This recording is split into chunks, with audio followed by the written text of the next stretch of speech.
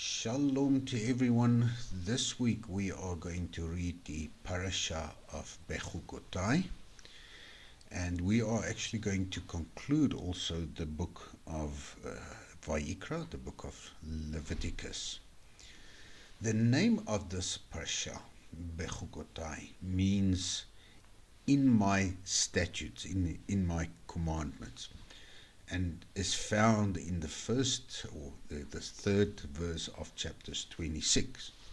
So the parashah in a nutshell deals with God's promises that if the people of Israel will keep his commandments, they will enjoy a material prosperity and dwell securely in their homeland. But he also delivers a harsh warning, a harsh rebuke of an exile that will happen, and that they will be persecuted and other evils will befall them if they basically abandon the covenant made with God.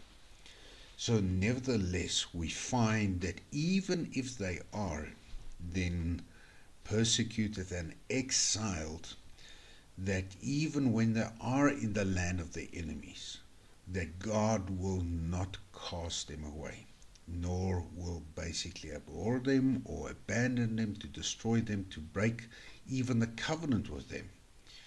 And he says, for I am Hashem your God, I am Hashem your Elohim. So the parashah then concludes with the rules on how to calculate the values of different types of pledges that has been made or will be made to God, and the mitzvah of tithing produce and then livestock.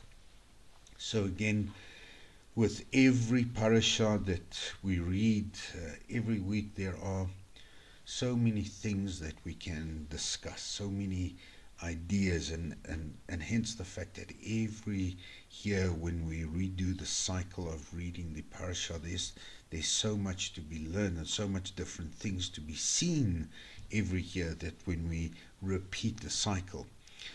But this week I would like to concentrate on verse 3, because it's become or it has always been such a contentious issue, that if we start reading verse 3 and we read, if by my laws you walk and my commands you keep and observe them, then without even continuing to the next verse, we already find that that with people that we talk and community and even family and friends, there would be an automatic resistance and saying, well, do you understand that you are actually reading out of what we call the Old Testament, something that is not really valid and applicable to our days. So immediate resistance is given when you tell people that you are reading the book of Leviticus, because there are so many mindsets and frameworks that's been built around the idea of the commandments and the laws, that it's sometimes so difficult to even discuss within a group of friends. But I personally have encountered, and I think many of us have encountered, so many different opinions about when we talk about laws and commandments and the understanding of what we are actually saying. So we see, and we've known of people around us that just basically says, well, it is God's law, we understand it, and it was given, but it has absolutely been done away with, and it has been replaced by the new. So when I have an opportunity and I do discuss and I ask some question, but what do we mean replaced by the new? And what has it been replaced with? And we start with some of these discussions, we realize that there are actually so many question marks, and people have just basically came to a point where they say things because that's how we've been said it for so many years, but there's really no thought behind this. And even if we get an answer, we'll ask that same question to somebody else and we'll get a different answers, and we see that being replaced by the new, there is no definite answer what it was, what it has been replaced with. And then we have a different opinions that and this I have encountered, all these opinions I've encountered among non-religious persons, among religious communities, people that are in different faiths, different denominations. They share, sometimes even in one community, these different opinions. And there are those with the opinion that God's law is absolutely perfect, and it is something that they would cherish, and that they really think it means something, and they praise God's law. But when it comes to actually implementing that into our life, then we see there would be literal opinions saying, well, you know what, it's a little bit outdated because, we're in the era of cell phones and PCs and technology, and when you read the commandments, when you read the law, and even then we'll discuss laws on slavery, just so that the opinion can be basically made that, well, it's good, but it is outdated. And therefore some people would actually find it very valuable and they would praise it, but it is not something that we can even or want to keep today because it's something outdated. And then we find those under the community that actually just see the Torah laws as a guidance, as instructions, as a light unto our path, and helping us to walk this path in a righteous and set apart manner. And by all means, this is probably the best way of demonstrating set apartness is when you start eating different food, when you keep different days than the world out there, then you are really singled out immediately. And then there are those that are just wants to win an argument, that will discuss and argue, and they don't really believe in this side or that side, and we've encountered those opinions as well in our lives, that it's just about the argument and winning the argument. So we have this different opinions, and we see that this different opinions actually originates in the framework and the mindset on, or if we can say, the glasses that people put on, and they look through their framework into this commandments or the laws, that we'll see that the first opinions would look at it as a dictionaries of do's and don'ts. I'm not allowed to do this, and I can't do this, and I can't eat this, and I can't really have every day the way that I wanted to. So it's literally just seeing it as rules and regulations, do's and don'ts. And then we see those that have a high opinion of what is written in the Old Testament, in the Torah, and they have a high opinion in the commandments and how wonderful God has put it together. But it's not really something that we implement in our lives, but it is something that we can keep as memorabilia that we can keep into our lives as a reminder, but it is not something that we should actually live by. And then we have the opinions where what we have been given is a basically set of information or instructions that will guide us in various circumstances in our lives. Basically, and then we have those that can argue all three and just wants to argue for the sake of an argument.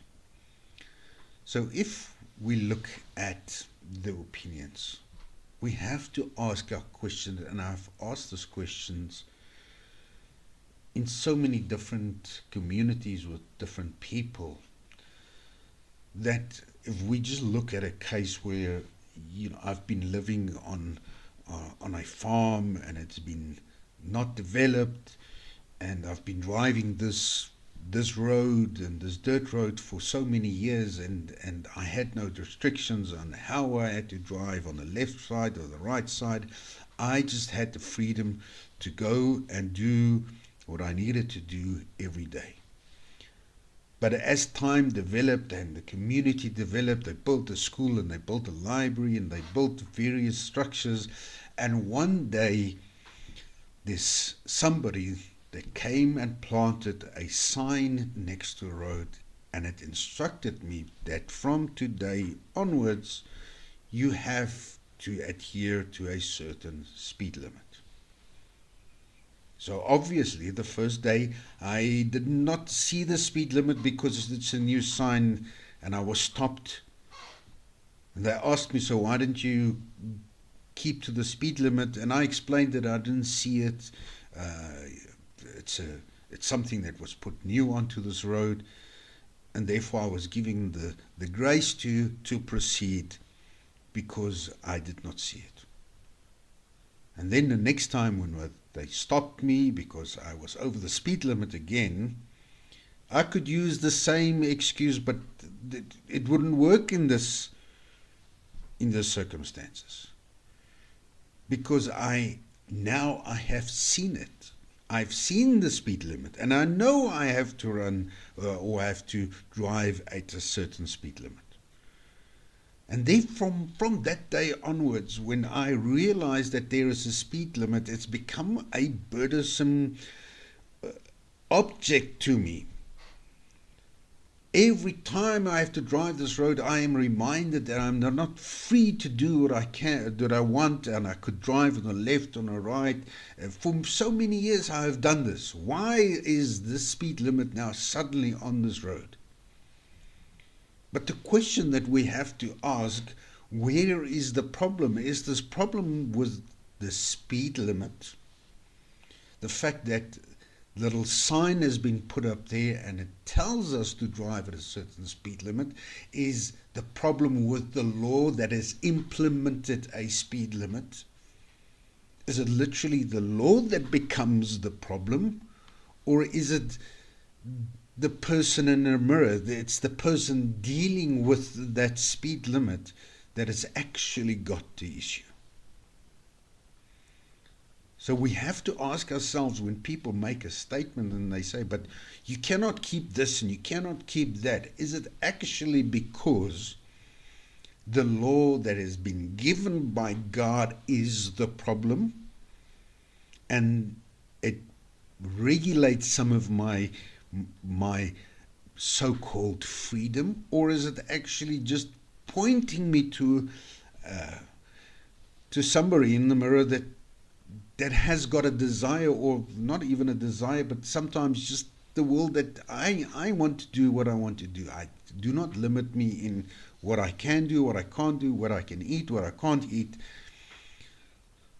So the question is the problem actually within the law that has been given to us? Or is it actually a combination of something that is now suddenly a battle that is raging because I know and I have seen the speed limit, but I still have an urge, and I still have the opinion that I can drive at my own limit, at my own guidance. I can do what I need to, and therefore every time I see this sign, it's a turmoil, it's a battle. It's a battle between what the guidance that I've been given. But if we look at it from a completely different perspective, if we would look at from a point of view where the speed limit was placed just in front of a school, and instead of looking at from a framework from the driver's perspective in the car, but rather from the parent's perspective of their child crossing the road, to whom is this law now the curse and the other one the blessing? And I give this example that in the ancient Near Eastern times, when God gave a law to a farmer, it says that you're not allowed to reap all the harvest from your field. You must leave the corners of the field. And he would say, why can't I reap? The corner there is close to the river, and it's got the most beautiful harvest actually there. And he's got a desire because he can see that he wants that corner, or he's even facing some financial difficulties, and that corner would just, the corners of his field would just add so much to lightening his burdens, his financial burdens. And therefore he remembers the Torah instruction that has been given regarding harvesting your and reaping your field, and it's become a problem because he really wants to do it, but he knows he's not allowed to do it. And for him it's become this epic battle. But for the person that is in the corners of the field, taking their food and saying, God, I did not know where my income would come from, but your righteous and wise laws have provided for the poor, for the foreigners, for the widow, for the orphan. That your righteous laws has been so great, because if it wasn't for this law that you have been providing, then we would not have food today. So in the end, we realize that it depends on the framework and which side of the law you want to stand. The instructions, the commandments, and within that there's also different discussion of what is the actual meaning of a commandment, of the law. So we can see that one curses and one blesses. But this Parshah section tells us that we have to keep within these laws, that we have to walk in it.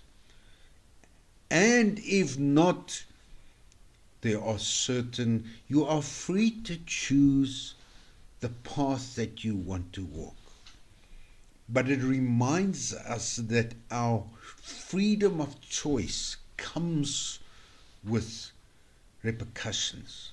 It comes with certain attachments with it. So this week I would want to just concentrate on that verse 3.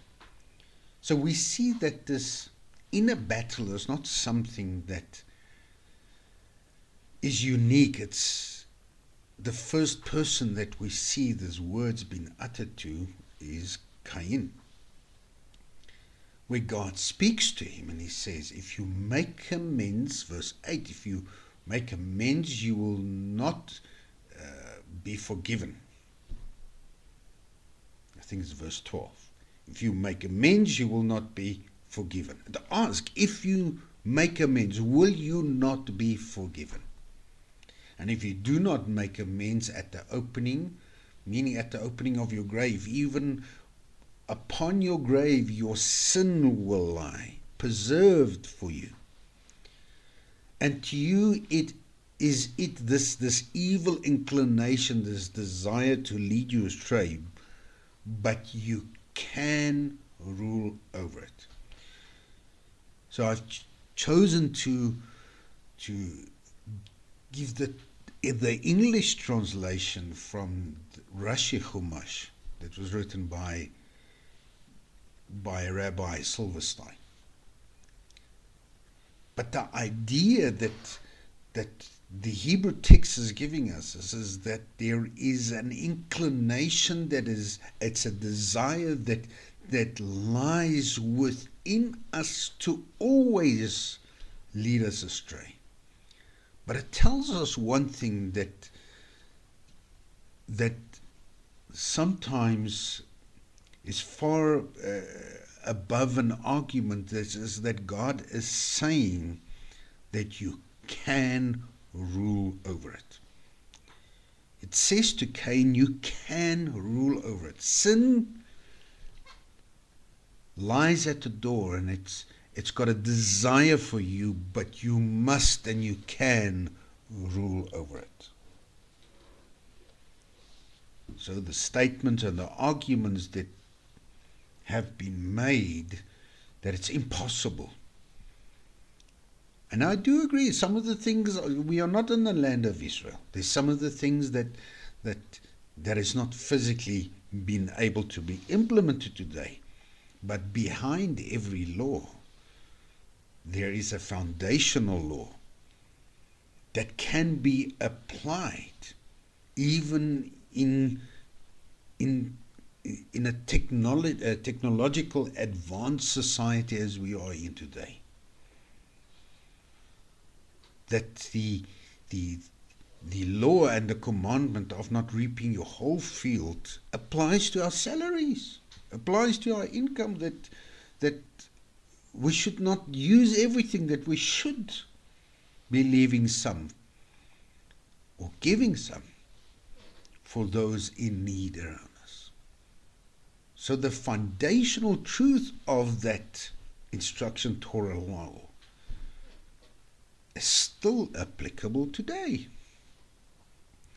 So if we look at then Vayikra 26 verse 3, and we look at each Hebrew word, and we try to look at the framework that the Torah wants to give us, the Hebrew text wants to give us, in order, what is it saying, then I'll take you word by word, looking at this verse. So if we look, it says, Im Bechukotai telechu ve'ed mitzvotai tishmaru va'asitem itam.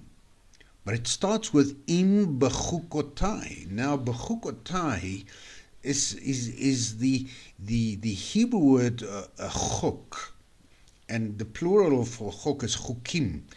It means it is a decree. It's an instruction, or if we can say it's a command or a law that transcends a rational reasoning.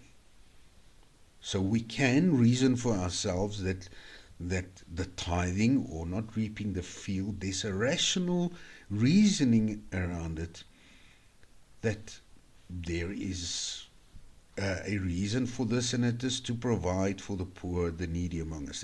It's a rational mitzvah.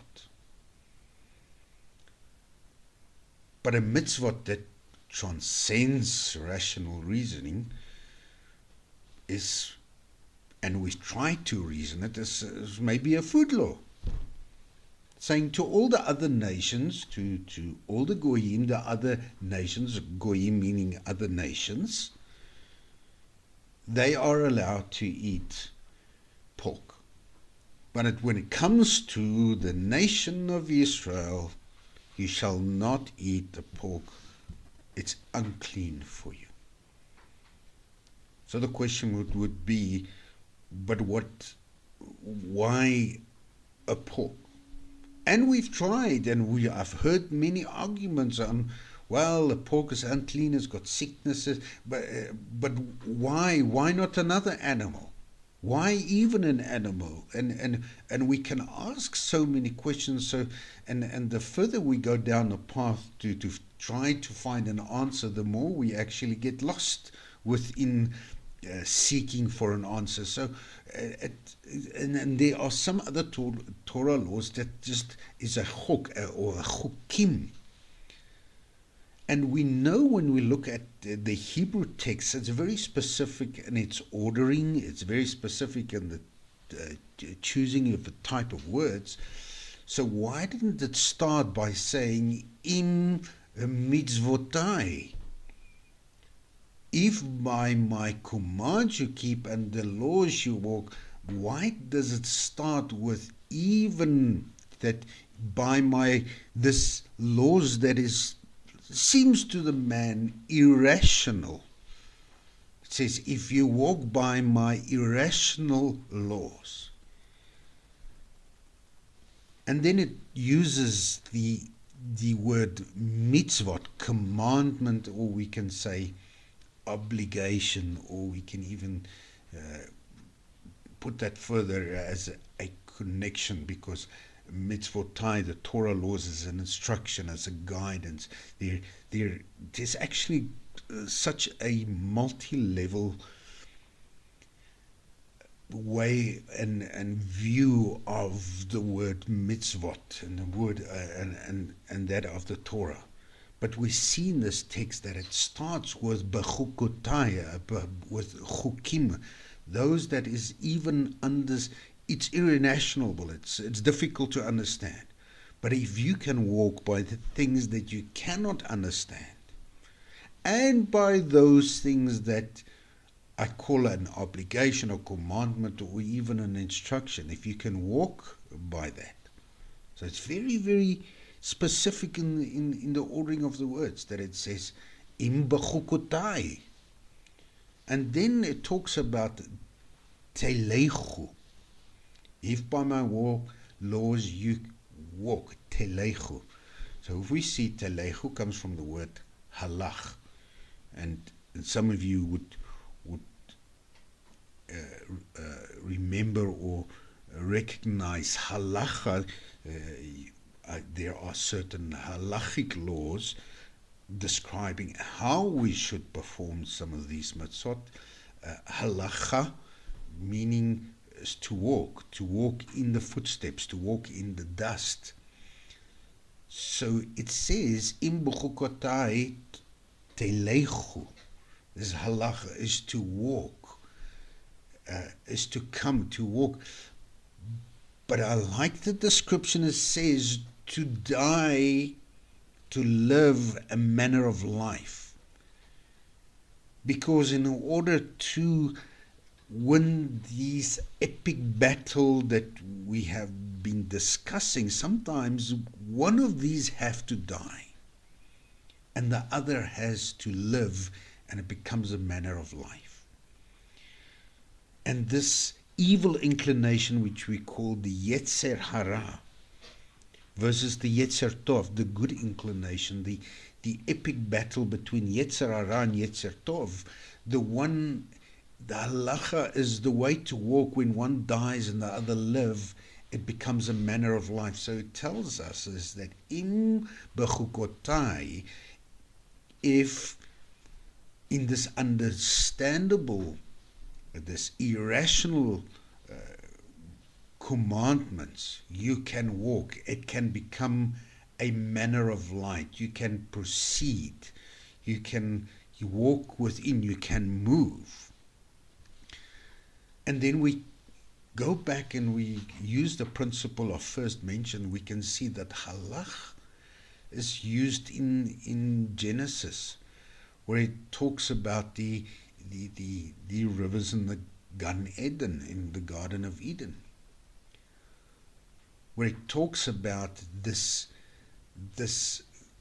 river not walking, but the different English translation about flowing gives us this idea that if these laws can almost go forth, go towards, it can flow within your life.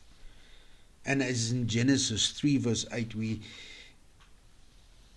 mit haleich, the walking, the strolling within the garden. It's the action where God walks with Adam and Eve, where this becomes a part of your life as a strolling. It is always there with you. It's a flowing. It gives us that this halach has got a multi-dimensional meaning, that it's not just a way of this is what I have to do, to where do I have to go, but it's a strolling, it's a flowing, it's something that just becomes part of the manner in which we live. Genesis 3 verse 14 talks about telech, where it says to Nachash, the serpent, on your belly telech. This is going to be your manner of life. So we can see that when it tells that in Bechukotai telechu, it refers to something that will flow and become a manner of life. This will become the way that we will live, like he describes the action to the Nachash, to the serpent, that this is the way that we should live. And then it says that telechu ve'et mitzvotai, and keep my and my commandments you keep. Tishmeru. And when we look at the word tishmeru, we can see that it comes from the Hebrew word shamar, which means is to keep, to guard, to observe, to give heed. It's not just something that we have to do. It's not just something that we have to keep, but it's describing an action, and it's not just a one-time action. It's something that we have to constantly observe. It's something that if we do not guard, it would fall by the wayside. So shamar talks about is to constantly watch and observe, to retain, to treasure up in the memory, to sometimes restrain ourselves from forgetting. So tishmaru is to keep, describes shamar, this action. And if we look at Genesis 2 verse Bereshit 2:15, we see that it talks to Adam, and it says the human, and set him in the Gan Eden, Garden of Eden, to work it and to watch, to shamar it. Not just to work it, but to observe it, to treasure it, to keep it. Sometimes just to wait for it, to protect it. So as to almost become in a position as a watchman. So it's not just a case of that he had to be in Gan Eden and to work it, but to be in a watchman profile, to protect it, because the work of a watchman is to protect, to save, to ward off, to guard. So we can see that tishmeru also comes referring to shamar, to keep, to guard, to observe. We see in Shemot, Exodus 31, verse 14, where it talks about Ishmartem. Ishmartem, you are to keep the Sabbath. You are to be a watchman over the Sabbath. And when we refer to being a watchman over the Sabbath, it talks about to keep it, to watch over it, to remind ourselves, to treasure it, to work it, to guard it. It's more than just a single action. It's a continuous action. You are to be a watchman for the Sabbath, for its holiness for you.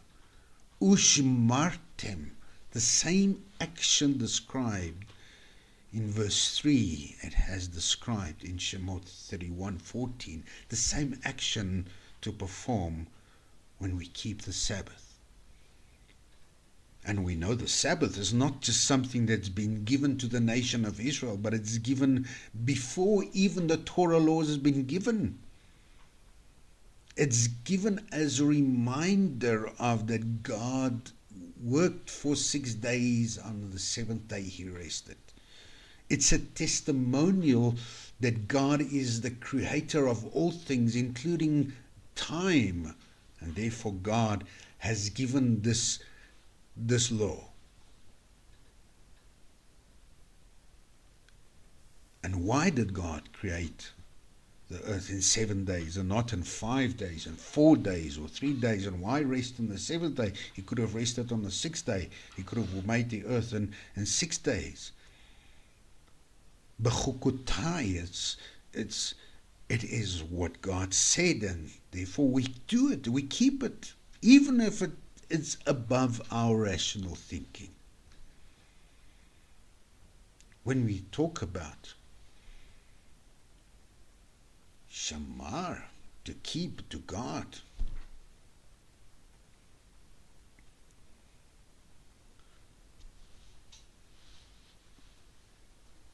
it refers to Eden. It refers to Cain, a brother's keeper. It refers to Genesis 17, that you shall be a watchman to my covenant. Watchman encompasses all the actions that need to be performed. And it says, and you shall observe them, va'asitem.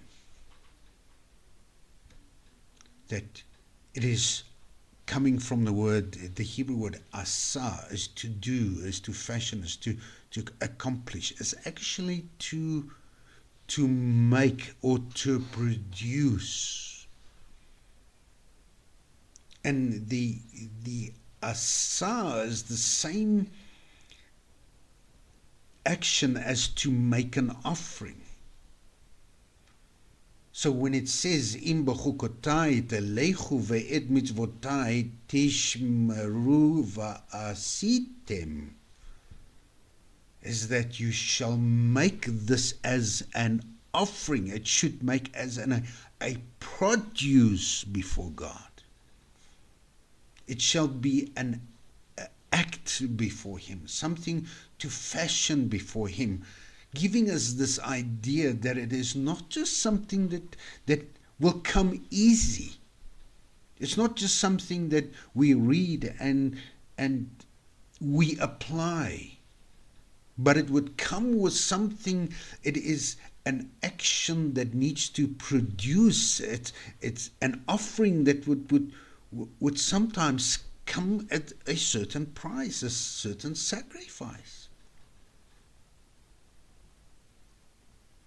This is what the observance of the Torah laws is described in verse 3 for us. It's something that will be an offering before God. And this va'asitem, this asa, this Hebrew verb used in Genesis 1:7, it says, we know that it says Bereshit bara, in the beginning God created the heavens and the earth. But in Genesis 1:7 it says not it made the expanse, it created the expanse, but it uses vayas, the asa, is that God fashioned the expanse and separated it. It produced it. It prepared it. And in verse 11 it says it's bearing fruit. So even we can see that the translators of the different even versions of the translations realize that the Hebrew words are so multi-dimensional in meaning that depends on the framework and the context of the text. We translate it. So even in 1:11 it talks about bearing fruit. Verse 12 talks about bearing fruit. Verse 16 it talks again about the action of make, is to make. God made the two great lights. And if this is the action that God did within the creation scenario, he describes keeping the Torah, the mitzvotai, in the same manner that it is. That is not out of our own that we have to create this, but it is something that God has given us to fashion, to act with, to produce with, to prepare, to even to make an offering with, and even going further to attend to put in order. It's got such a multi-dimensional view on this action. So we see that there are many comments that says, well, it's done away with. It's not necessary. But if we look at the renewed covenant, or some people would say new covenant, but it would be a renewed covenant, and we go to Jeremiah 31, and it talks about, and this is the covenant that I will make with the house of Israel after those days, said Hashem. I will put my, and then it uses the word Toratai. It refers to this exactly, this what we have described. Toratai is the Bechukotai, the Chukim and the mitzvot combined. The Toratai, the Torah laws, in their inward parts. So we see this is the renewed covenant, that what I have given you will now not just be in a tablet form. In natural fact, I am going to take this and I'm going to put this where? In your inward parts. And then it refers to the Hebrew word bekirbam, the inward parts. And if we look at that, the Hebrew word, the kerev, means it's in the inner part, the middle. And if we actually look at it, it talks about it. It's a physical sense. It's something that is very physical, it's a physical action, that it's something that God will place within the house of Israel, in a physical sense. That these Torah laws, will be a seat of our thought and emotions. It will be a faculty of our thought and emotions. It's not just the case that God will write it and give it in our inner parts, but it will become part of our inner man. That it's in our thought and emotion. It would be a seed, it would be a faculty. That is how the Hebrew text is describing it. And it says, I will write it as he has written on the stone of tablets. He will write the same action. He will write with a godly inscription within their hearts, and it refers to the words libam. It refers to the Hebrew word lave, heart. But more than heart, it's an inner man. It's a mind. It's a will. But we can understand why, if it refers to literally the heart, we can understand why God named it the tribe of Levi, the Levites, and why the tribe of Levi was chosen to be the priestly nation. It's not just by coincidence that the tribe of Levi was chosen to be the priestly nation. But because it's God's heart, he has chosen the tribe of Levi, the Levites, to work within the sanctuary. So it would be as the tribe of Levi will be in the inner circle, the inner sanctuary of God, so it describes the action of the statutes being written on God's heart, in the inner man, on the inner sanction of man. This will be written. So we can see if Jeremiah tells us about this Torah laws, Torah ties being written in the inner man, in the seeds of our thoughts and emotions, and in our hearts, that it is so deeply written within a man. We can see why the epic battle in the secular world is to keep man busy in his thoughts, his emotions, in the inner man. And he uses all types of technology, all types of distractions to keep man tied up, to make man a slave in the thought and emotions, because this is libam, this is where God is written it.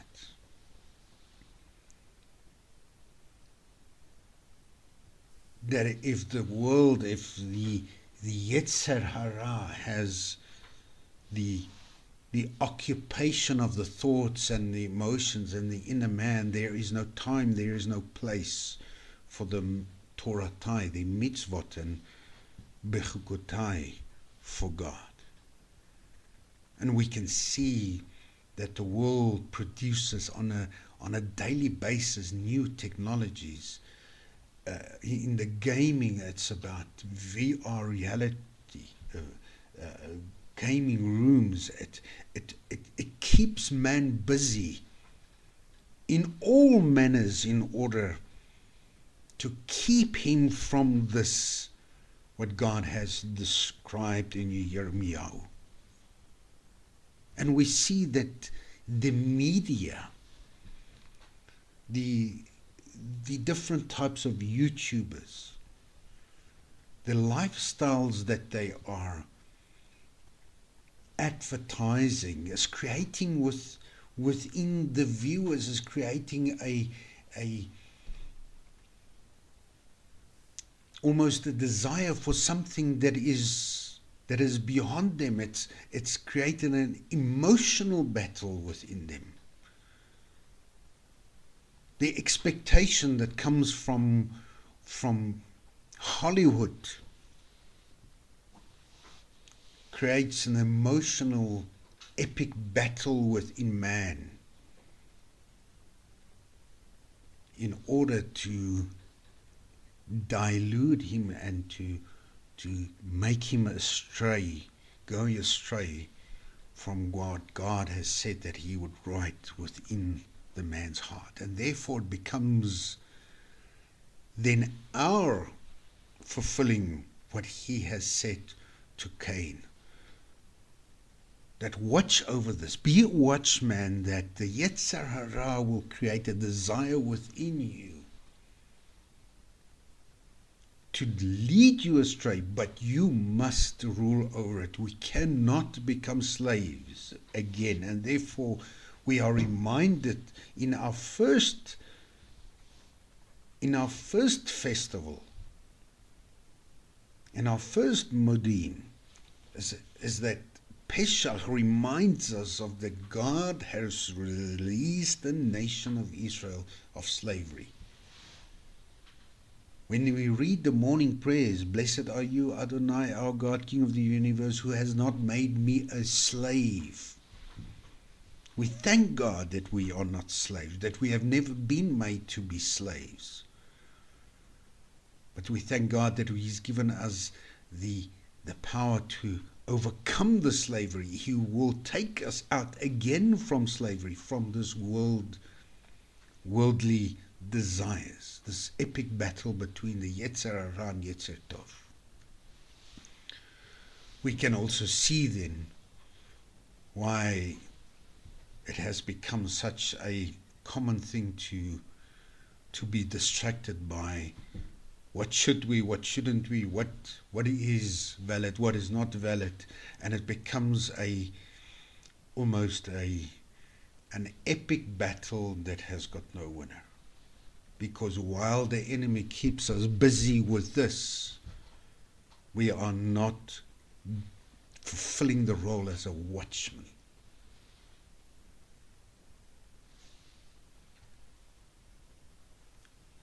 So to conclude this shiur, this teaching, the duties of man is actually describes in Ecclesiastes, in Kohelet 12:13. That he says that the end of matter, and I've given various translations, the end of the matter when it is all said and done, fear God and keep his commandments, for that is the whole duty of man. In conclusion, after all has been heard, fear God and preserve his commandments, for this is the whole duty of man. So the sum of all matter, when it's all said and done, revere God and observe his commandments, for this applies to all humankind. So it says in Hebrew that sof davar hakol nishma. Sof is end. The end of davar, of what has been said. The end of what is said, hakol is all. So the end of what is said, of all that we have nishma, and we hear this word, Shema Yisrael Adonai Eloheinu Adonai Echad. Nishma is from the word Shema. Nishma, and we've described that previously, it's not an action of hearing with the ears, but it's an action, Nishma. Shema is an action hearing with the inner man, with the heart. It's calling upon such a deeper action. So all of that we have spoken and what we have heard. Et ha-Elohim yirah, or yirah, the fear, ha-Elohim, fear, ve'et, and mitzvotah, shemor, referring to shamar again, is to keep, to preserve, to be a watchman. Ki ze kal ha-adam, uses the word adam, does not use the word Yisrael, it uses ha-adam, mankind. For it is the duty of all mankind to fear God and to shemor, is to be a watchman. There are certain inner laws, that's the certain laws that has been given to all nations. That's been given to all nations. There's no debate on it. Thou shalt not kill. Nobody even debates on that. And even if you would have lived in a far-off island, the act of taking another one's life for the benefit of your own and not to preserve your own life is murder.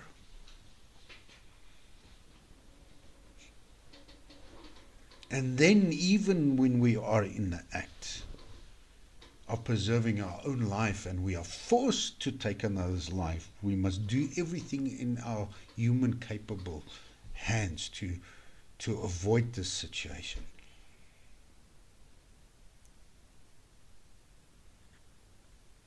So we see that we should be a watchman. To Ha'adam, mankind has been given certain laws that is just written in the human nature, and we have to be a watchman over that. This is the duty of man, is to guard, to keep, to observe. So we see Deuteronomy, Devarim 10:12 says, "O now Israel, what does the Lord your God demand of you?" And we've just read what is given to us in the book of Kohelet, Ecclesiastes. Only this, to revere the Lord your God, to fear him, to walk only in his paths, to love him and to serve the Lord your God with all your heart and soul.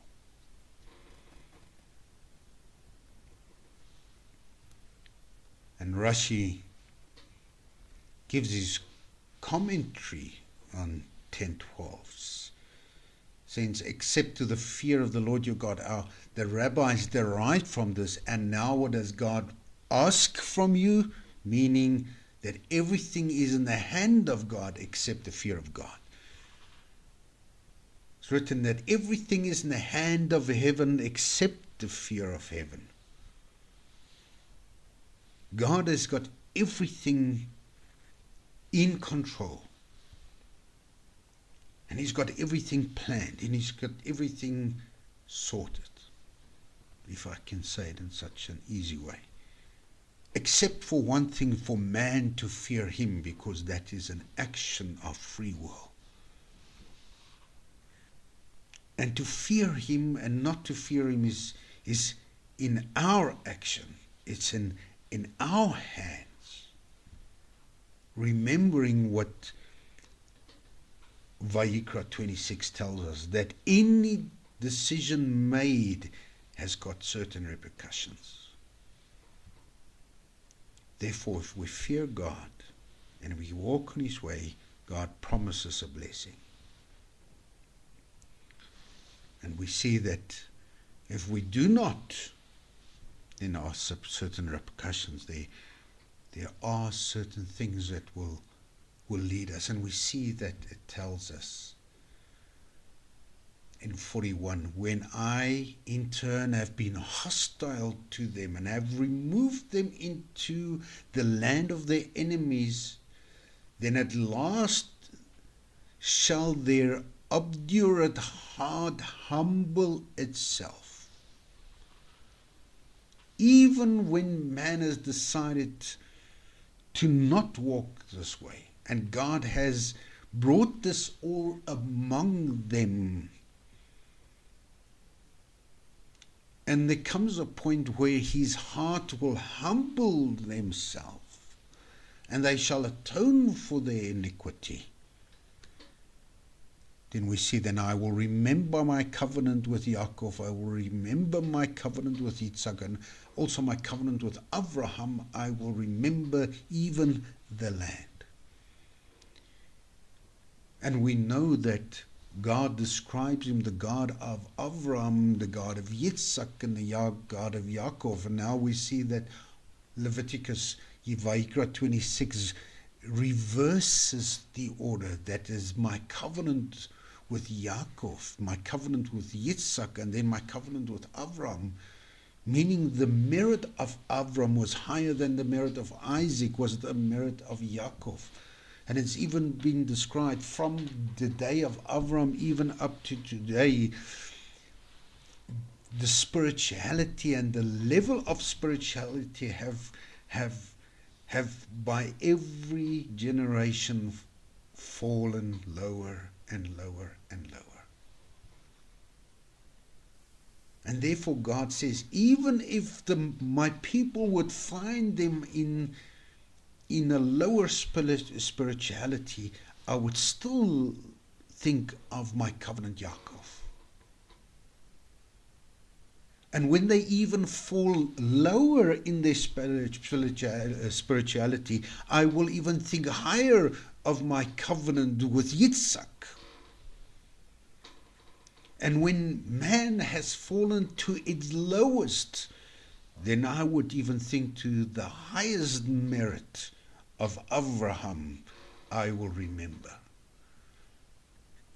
And when man has become a complete slave to society, he has sold himself under slavery, God recalls the highest merit is that, and I will remember the land, because in last week's Parshah, God says, you cannot sell the land because I own the land. It must return to me. It calls on the highest merit of redemption. That God will call upon the highest merit of redemption when man has fallen to the lowest, when he has to sell himself in slavery to foreign gods, to the lowest man can fall. Then I will remember my covenant of redemption. And therefore, when we change this mindset, and when we just remind ourselves and recall the mind frame why we are doing and why we are keeping the mitzvah, the Bechukotai, why we are doing it, we realize that it's because we have been placed in the duty of mankind to be a watchman, to implement this. Because a country without laws, and we're living in a country where laws is not abide, and society and even the humanity is suffering. But when the citizens of a country abide to the laws, and they walk and they observe, and being watchmen into that, the biggest benefit of all this is going to be the society. And this is what God wants to tell us, is that the benefits that we will receive in this is not in the world to come,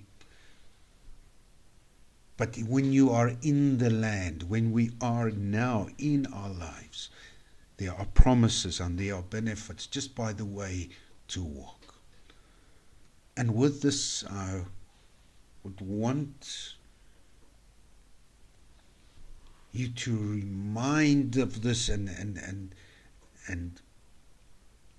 remind yourself of this epic battle that the world has got against man, against his inner emotions, the seat of his thought.